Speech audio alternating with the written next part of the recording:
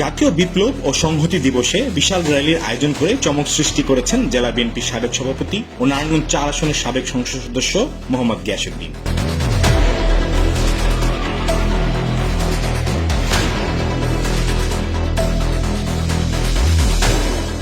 এদিন দুপুর থেকেই নারায়ণগঞ্জের বিভিন্ন প্রান্ত থেকে দলে দলে নেতাকর্মীরা জড়ো হতে থাকেন তার র্যালিতে।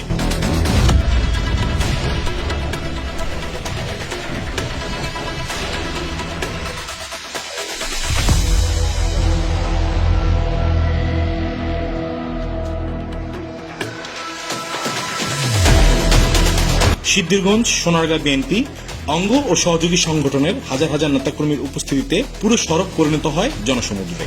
র্যালিতে ছিল শত শত মোটর গাড়ি ও মাইক্রোবাসের বিশাল বহর।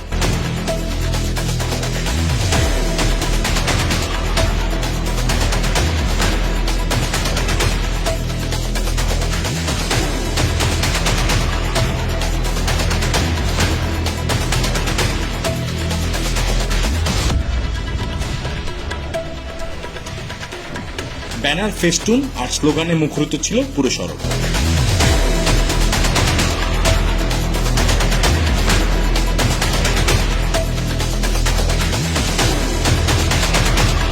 গিয়াসকে কেন্দ্র করে উচ্ছ্বাস ছিল চোখে পড়ার মতো। একই সঙ্গে গিয়াসের নেতৃত্বে এমন বিশাল সমাবেশে অংশ নিতে পেরে নেতাকর্মীরা প্রকাশ করেন গভীর আবেগ।